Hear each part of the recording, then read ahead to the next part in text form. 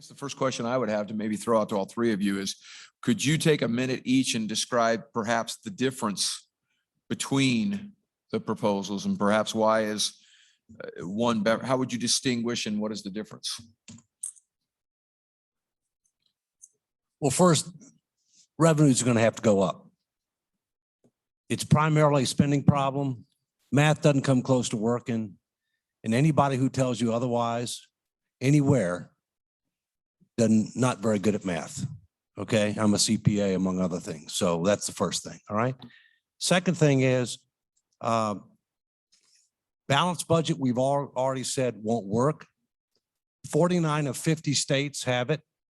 There are a number of states that would go bankrupt today if they could. They're not eligible for bankruptcy under current federal law because of how they calculate a balanced budget. All right. Thirdly, you have to think about political feasibility. In order to get something either the old-fashioned way, two-thirds of the House, two-thirds of the Senate, three-quarters of the states, or the way we're advocating, which is two-thirds of the states propose a convention and then three-quarters of states have to ratify, it's got to be politically feasible from a bipartisan standpoint.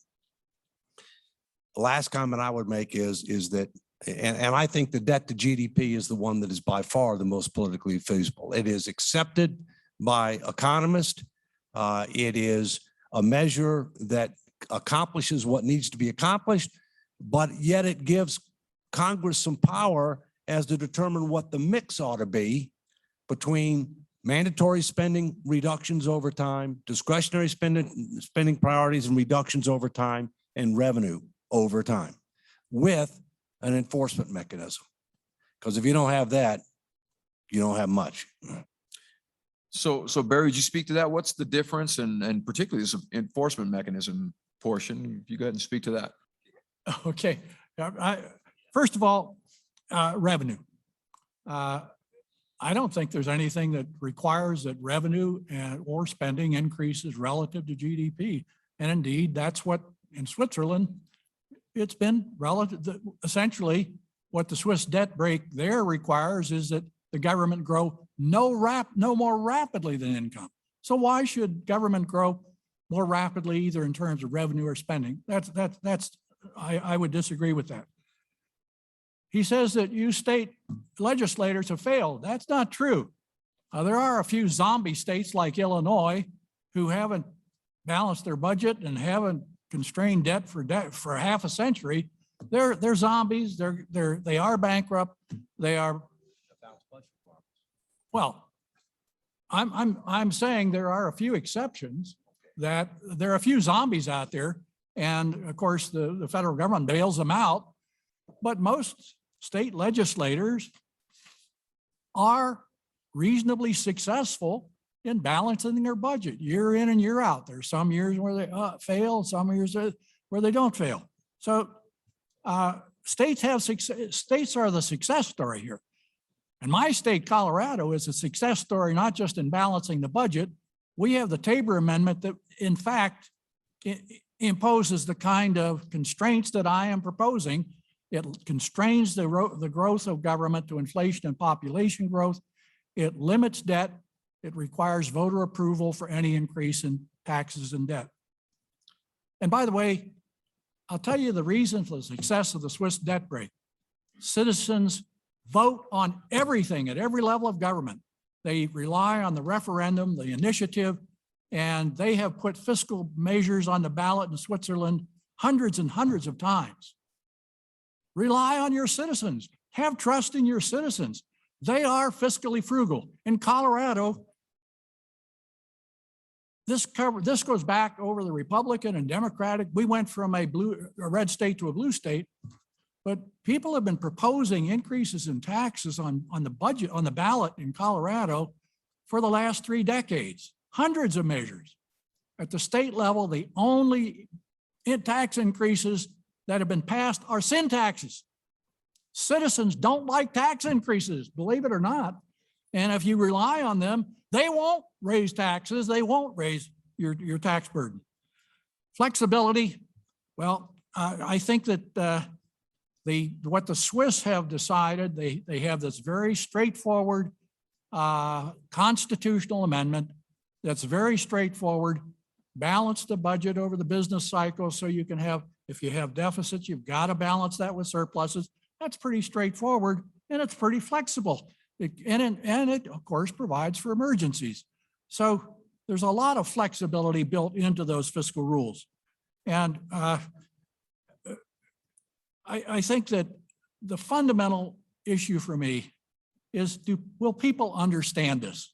If you go to the citizens of your state and say, we think that under Article 5, we should enact an amendment to the Constitution to constrain debt, to constrain the growth of government, and you explain that to them, you're going to have to explain this in simple, straightforward terms.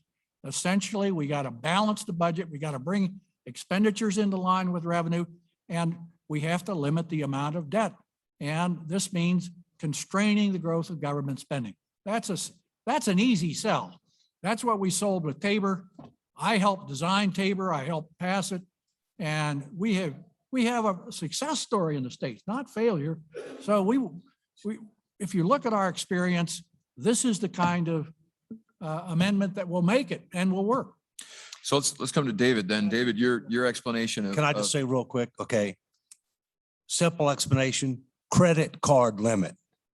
Every American knows what a credit card limit is, all right? And reduce debt burdens. They understand what that is, all right? I can tell you, I've served Republican presidents and Democratic presidents. I have contacts on both sides of the political aisle. I have a very good sense of what's politically feasible and what's not politically feasible. And we can all have great ideas. And I do think it's a good idea, all right? And I do support the concepts. And Tabor, I think, is great. I think it's great, okay? I wish Congress was as responsible as most state legislatures. They're not. And I also agree that if you can get this to the people, you'll get a lot better result. You'll get a lot better result. I agree with that. We agree more than we disagree, So- you can tell. David Biddulph, how would you describe the differences in what you're proposing? Well, my approach is very simplistic, and the job for you people that have become delegates to the convention for proposing a fiscal responsibility amendment will have to do the math. This is a math problem. And you know, Dave could be right. You may have to have some revenue increases. We won't know that until we actually start putting together the models. And Dr. Paulson and Meriwether, is he here? Are putting together, and there are other people that have models. We need to run the models to educate yourself on what needs to be done to ensure the long-term prosperity of this country. And so it could well be that we have to have a belt and suspenders, as Walker likes to talk about. So, So I'd like to throw to each of you, how do any of your proposals deal with the QE, the printing? I mean, if you're setting limits, does the Federal Reserve just not find a way to work around that? And Well, now we're doing reverse repos and QEs and all of these different things. Are there not ways around those sorts of things in what you're proposing? well, the truth is, federal fiscal policy is irresponsible and unsustainable. And the truth is that the current Fed monetary policy is unsustainable as well. And I did an op-ed, and in fact, it's enabling irresponsible fiscal policy by artificially keeping interest rates low, by buying a vast majority of the new debt. So we don't really have market rates right now, okay? And what I've proposed with regard to the Fed is to eliminate the requirement for them to focus on short-term unemployment. That they should focus on how do we grow the economy over time, which provides more opportunity? How do we maintain stable prices over time? But when you get them to have to focus on short-term unemployment, that politicizes them. And right now we're in a situation where the economy is growing. We have a record number of job openings, but we still have higher unemployment. And so that's giving them an excuse to do a lot of things that are short-term gain, increased risk of long-term pain, and that needs to change. We need to get them focused on what they originally set up for, and depoliticize them because they've been politicized right now. And I don't think they're as independent as they need to be. So Barry, to that point, then, are we not just pushing on a balloon? If you're dealing with the fiscal policy and the budgetary policies, the monetary policy, not just another blowout you push on one side of the balloon, it comes out somewhere else. How do you deal with that in the context of this kind of amendment? Well, I agree with David. And the answer the way I would put it is, there was a time in which we had monetary responsibility as well as fiscal responsibility. Go back to the 1990s, Paul Volcker achieved an incredible achievement. Yeah. He constrained the growth of money, the money supply, and he brought inflation down from, remember inflation in 1980? Double-digit inflation, double-digit interest rates. By the end of the 1990s, Volcker had the inflation rate down below 5%, as I recall, and interest rates weren't much higher.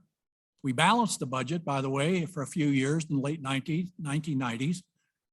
It's called the Great Moderation in the economics literature. We had legislators, we had people in the Fed who pursued responsible monetary policies, responsible fiscal policies.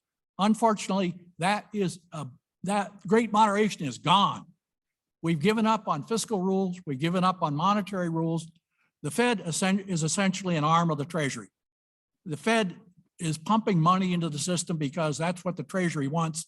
They want low interest rates on bonds so they can borrow more and spend more and borrow more and spend more. And unfortunately, we don't have a Paul Volcker out there, and we don't have a Phil Gramm out there anymore. And we cannot rely on the discretion of legislators. We can't rely on the discretion of the Fed. And I would take your argument one step further. Not only do we have to have fiscal rules, we have to have monetary rules. And there's a really good literature in economics on how you can constrain monetary policy by imposing rules on the money supply, rules on monetary policy. You should grow it. Milton Friedman had it right a half a century ago. You should grow the money supply somewhat more rapidly than the growth of income. And that will keep your inflation rate at the 4%, 5% level. Now that is what they achieved. We can get there, but not by discretion, not relying on the decision of legislators or the Fed officials. We need rules, rules-based fiscal policy, rules-based monetary policy, just like you have rules-based fiscal policy at the state level. Thank you, David. Bidoff? To answer that question, we may have two spending growth limits. And one of them would be if inflation, it gets over a certain percent, it would affect the growth, spending growth. In other words, if the Federal Reserve was pumping in money and we got into inflation, then spending would potentially actually start stopping and maybe even start cutting. In other words, the household income under inflation, they're losing spending power, they're losing standard of living. We don't think that the government should be able to get away with that, that we would penalize the government from growing if they tried to do it through monetary policy, so that it would be in essence a fiscal rule that was built into the MAP amendment. Secondly, that was essentially a MAP amendment that was put into the Constitution by a vote of the people in Colorado. And in the 20 years afterwards, this is where I always come back to prosperity. In the 20 years after, the income to what is it? The per capita GDP of Colorado increased almost 100% more over the next 20 years than for the country as a whole. The GDP per capita grew almost 100% faster than the GDP per capita for the country. All right, I have one last question here. What will moving toward this type of fiscal restraint not simply push out fees in times when they limit the budgetary actions of a government, then they simply come back and add fees somewhere else? Is that not something you'd be concerned about? Let's go ahead and start with you this time. Under my proposal, if they added a fee, it's going to go to pay off the debt because they can't spend anywhere. They can't come up with another program and, you know, tax this group or that group because they cannot spend more money than the spending growth limit. So go ahead and pass the fee. It's going to pay off the debt. Okay. Other thoughts? Well, I think you're probably addressing our problem in Colorado, and that is that because Tabor was effective in constraining spending and certain types of spending and certain types of revenue, because it's both a revenue and a spending limit. Of course, our legislators found many ways to call taxes fees. They have an excise tax on hospitals. They call it a fee. And they have, there's no question, they have been successful in circumventing this to some extent. But as David said, ultimately, the constraint on the spending side does limit what they can do. And we're trying to address the fee issue by amending the Tabor to apply to fees as well as taxes.